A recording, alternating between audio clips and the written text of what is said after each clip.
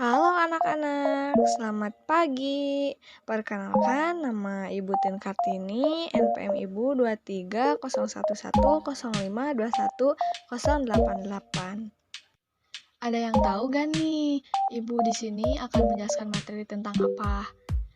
Nah, di sini Ibu akan memaparkan materi tentang pencemaran lingkungan.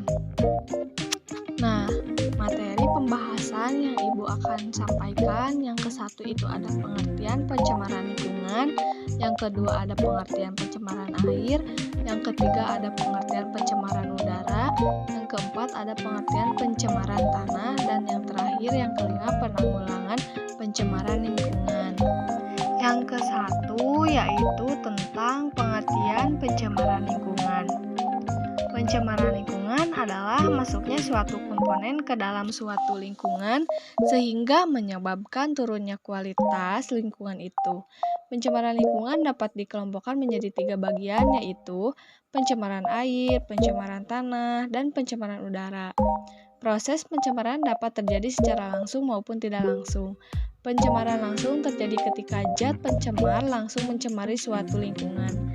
Masuknya zat pencemar tersebut dapat langsung mengakibatkan kerusakan lingkungan yang berdampak kepada manusia, hewan, dan tumbuhan. Sementara itu, pencemaran lingkungan secara tidak langsung terjadi ketika suatu zat bereaksi kimia terlebih dahulu sebelum menjadi zat pencemar.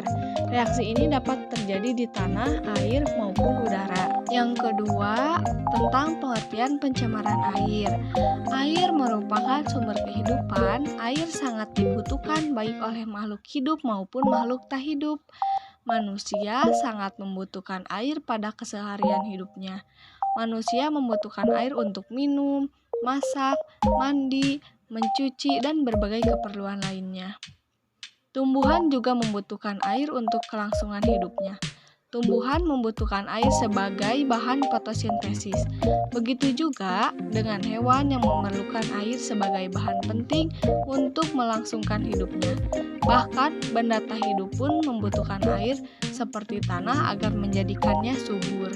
Nah, di sini juga ada syarat air yang layak untuk dikonsumsi sebagai berikut. Yang ke-1 tidak berwarna, yang kedua tidak berbau, yang ketiga tidak berasa, yang keempat bebas kuman dan zat beracun, dan yang terakhir yang kelima mengandung mineral tertentu. Di sini juga ada beberapa hal yang menyebabkan air tercemar seperti berikut. Yang ke-1 yaitu sampah. Hal ini karena sampah mengandung zat yang berbahaya, beracun, dan berpenyakit. Yang kedua, limbah pabrik. Limbah pabrik mengandung zat kimia yang sangat berbahaya. Yang ketiga, limbah rumah tangga. Air bekas mencuci dan kotoran manusia dapat menjadi pencemaran air. Yang keempat, limbah pertanian. Pestisida sangat beracun bila bercampur dengan air. Kemudian yang ketiga ada pengertian pencemaran udara. Udara merupakan campuran beberapa gas dengan komposisi tertentu. Umumnya udara mengandung sekitar 78% gas nitrogen, 20,8% oksigen, 0,9 gas argon, 0,03 gas karbon dioksida, dan sisanya adalah gas lainnya. Oksigen merupakan gas yang sangat penting bagi kehidupan, terutama bagi manusia dan hewan. Sementara itu, tumbuhan membutuhkan gas karbon dioksida untuk proses fotosintesis. Pencemaran udara terjadi ketika suatu komponen pencemar masuk ke dalam udara sehingga mengakibatkan kualitas udara turun. Jika udara telah tercemar, makhluk hidup yang memerlukan udara akan terganggu kehidupannya. Pencemaran udara dapat terjadi karena gas limbah, buangan pabrik, kendaraan bermotor, dan kebakaran hutan. Udara yang tercemar dapat mengakibatkan penyakit pada manusia seperti infeksi saluran pernapasan, penyakit paru-paru, asma, bronkitis, dan penyakit lainnya. Dan yang keempat, tentang pengertian pencemaran tanah. Tanah juga merupakan bagian yang sangat penting untuk menunjang proses kehidupan. Banyak makhluk hidup menggantungkan hidupnya pada tanah. Dengan demikian, kelestarian tanah pun harus dijaga agar proses kehidupan dapat berlangsung dengan baik. Tanah dapat tercemar oleh berbagai zat Satu hal yang paling penting adalah proses peresapan air oleh tanah. Hal ini dapat terganggu dengan adanya benda-benda seperti sampah plastik dan sampah lain yang tidak terdegradasi. Bila penyerapan air oleh tanah terganggu, maka kerusakan lingkungan yang lebih besar dapat terjadi.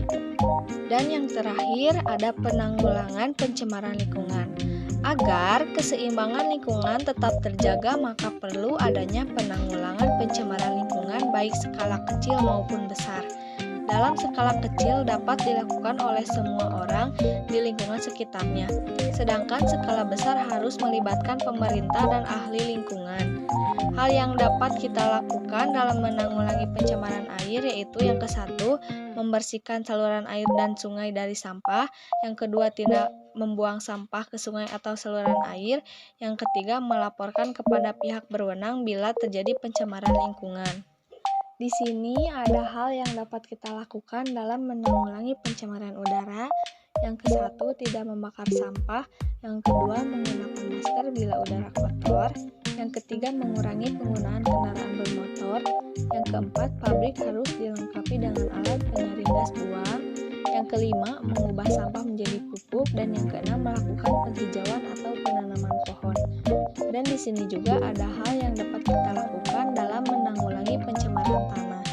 Yang ke-1, tidak membuang sampah sembarangan ke atas tanah. Yang kedua, memisahkan sampah yang terdegradasi. Yang ketiga, memberikan kompos ke tanah. Yang keempat, membuat biopori. Dan yang kelima, melakukan bioremediasi. Nah, itu materi pembahasan dari Ibu tentang mengenai pengertian pencemaran lingkungan, pengertian pencemaran air, pengertian pencemaran udara, pengertian pencemaran tanah, dan penanggulangan pencemaran lingkungan. Mungkin sekian dari Ibu. Ibu tutup dengan wabillahi taufiq wal hidayah. Wassalamualaikum warahmatullahi wabarakatuh.